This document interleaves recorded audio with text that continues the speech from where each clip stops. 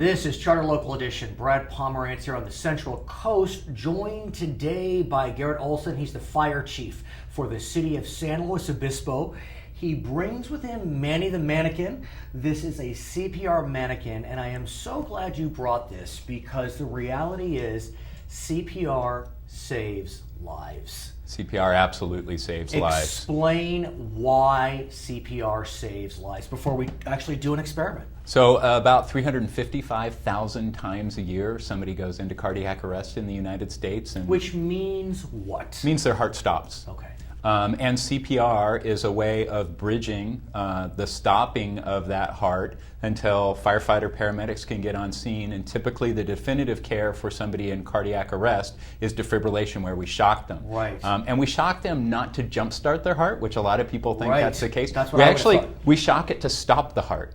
Because when when the heart's not beating effectively, we want to calm all of those irritable heart cells down and let the one spot in the heart, the natural pacemaker, start back up again. So we calm the whole heart down by shocking it, and we hope that the right spot of the heart picks up the heartbeat. Now, the hope would be that if you are out and about and someone goes into cardiac arrest, you can offer aid.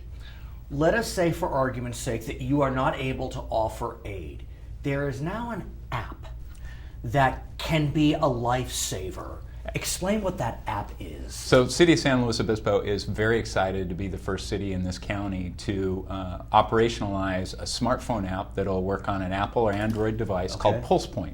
And it's a free download to the end user. And what it does is if somebody is willing to be a rescuer for somebody needing CPR, they put that app on their phone, and you're having lunch at a restaurant, and 2 doors down somebody goes into cardiac arrest. The way it would work is somebody at that other restaurant would call 911. The dispatchers would take the information and dispatch the fire crews. Well, this PulsePoint app listens on our computer system for those calls requiring CPR, and it sends a blast out to people just in the area of the patient needing help. So it knows where you are, and it knows that you're a skilled provider, whether your skill is you're an off-duty doctor or you're Brad Pomerance and you've taken a CPR class. It tells you where they are, and just as good as that, it also tells you where the closest AED is, the automatic external defibrillator, which is what they need. So if there's an AED between you and that patient, you grab the AED, you do CPR, you put the AED on, and by the time we get there 4 minutes later, maybe you've saved the life prior to us getting there. Because the reality is 4 to 5 minutes, however long, of compressions will keep that person going. Absolutely. I am amazed that through the ribs, the pressure of compressions keeps the heart.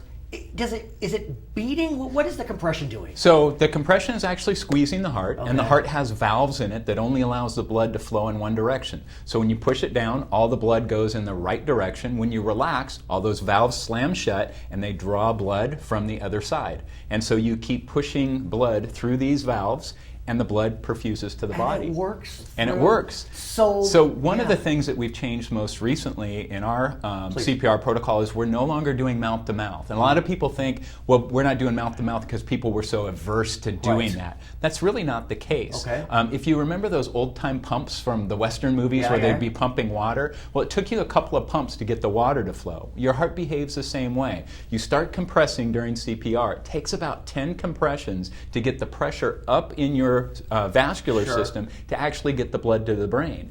Every time you stop to ventilate, that pressure drops all the way back down to 0 and you start over again. So there's enough oxygen already on the red blood cells in your system that you can do CPR for 4, 5, 6, maybe even 10 minutes and still perfuse the brain good enough that by the time we get there, you've been one of the Heart Association's links in the chain of survival. So let me see if I know what I'm doing when it comes to CPR, because what I'm about to do is stand. It's important that I stand, and I'm going to engage in compressions. Now, Manny is hooked up to a device. Manny is high tech. And you will be able to tell me whether I am doing it correctly or not. Absolutely. The reality is, in the field, there is no feedback. Not for the layperson. Not There's for no the feedback. layperson. And that's okay. Right. That's okay. But let's give it a shot. All right. So I'm standing up, and I don't know if I'm doing it right, but I'll give it a shot. Begin. Okay. Do you want some critiques? I do. All right. So the first thing you need to do is imagine you're going to be doing this for 4 or 5 minutes. So instead of using your bicep muscles, you want to use your body weight. So straighten your elbows. Good. And there you go. I see now what you're I'm going saying. to turn on the feedback, and you're going to see this line right here. And what you want to do, and I'm also going to turn this device on, which is a little metronome, and it tells you how fast to do the compressions. And so am I at the right pace? Okay, you're at the right pace, you're a little deep. There you go. See the green? So the green means I'm doing it correctly. Yep. And if you're red, you're a little slow or a little too deep. And so lots of green right now. There you go. And look at that. Just with feedback, you went from a whole lot of red to a whole lot of green. Now the key is, you've told this to me, these are like push-ups. Even though I'm using my whole body. Yeah. And I've been doing this for about 34 seconds. Yeah, okay. And so the key is you may need a team. You absolutely need a team. I mean, if this was for real, my adrenaline would be going. Yep. I'd be able to keep going. I'm not in terrible shape. I'm not in great shape.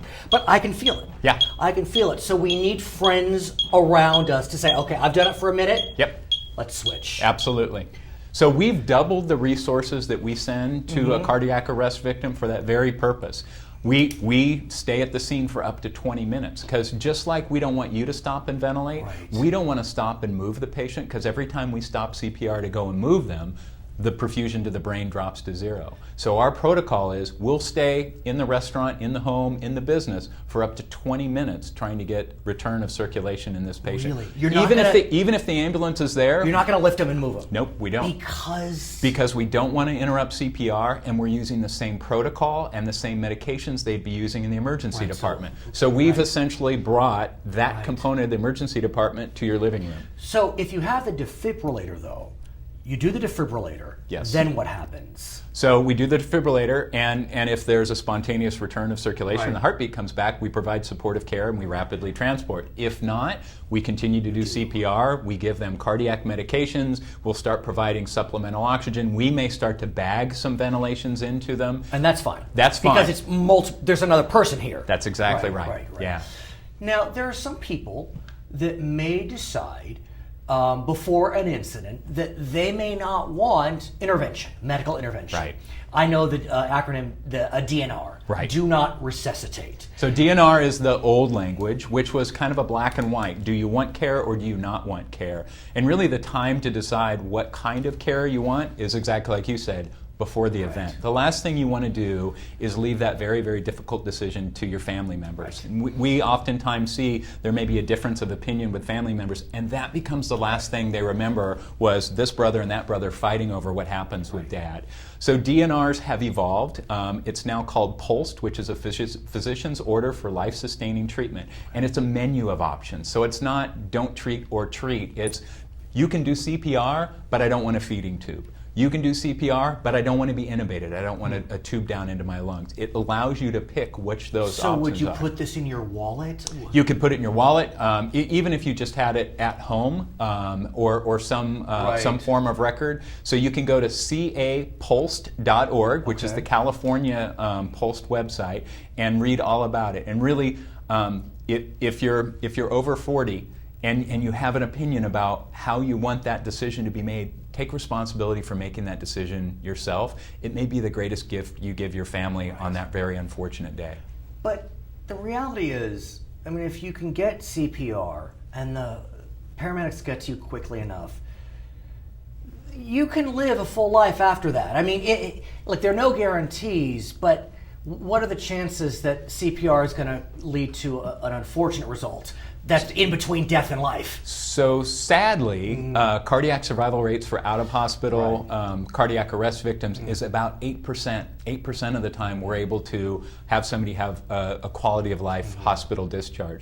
What we've seen with our what we call high-performance CPR, so the change in CPR protocol, doubling the resources we've sent to the scene, has been a threefold increase in survival rates. So one in three. Right. He is Garret Olson. I'm Brad Pomerance, Charter Local Edition.